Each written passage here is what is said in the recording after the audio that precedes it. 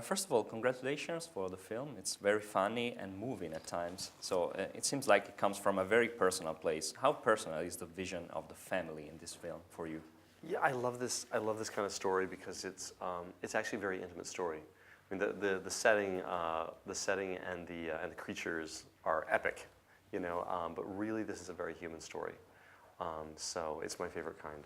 What starts out as a film about a teenage crisis becomes an ode to humanity and the ability to manipulate the world for our needs. Don't you think that we've gone too far in the meantime? You know, it's funny that you should say that because I think that one of the main points of the story is that you're going to have to adapt to change, and the world, whether it's the environment, or you could really say technology, the very same thing. One of the very first writers on the film, John Cleese, that's what he brought to the story, and that is in its DNA. He has a dislike of technology, and he really does fear it, and he thinks it's the downfall of civilization to some extent. So one of the things so the Croods are changing their world. They're inventing things like shoes, and Grug, you know, he invents photography, although it's a terrible version. It's a terrible idea. The technology isn't there yet. But it's also about them dealing with a world that's going to change around them, which is something that we deal with as well. That's such a big deal in this movie. I mean, it's really the theme of the film. We're all going to have to adapt to change, whether it is finding a new job, going to a new school, or either having one of your children grow up, or having, or you're the child growing up and having to deal with that, with the changing relationship with your parents. So all that stuff is stuff that is going to find us no matter what. So talking about the creature design, this is a prehistoric world different than how it is usually envisioned, because we have all these kinds of strange, weird creatures. Why did you want to create such strange and weird creatures? Because usually we have, you know, dinosaurs or prehistoric animals, but these are unique.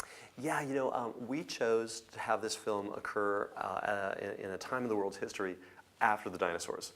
But we wanted it to be really fresh and different. So I insisted that we have a couple of animals that we would recognize. So we have our version of a saber-toothed tiger, and we have our version of a mammoth, although they're really giant versions.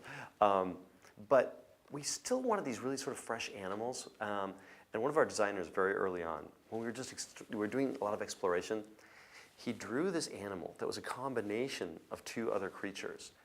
And Kirk, who could not be with us today because he's having twins, Kirk and I both thought, that's it. Let's let that be the controlling idea.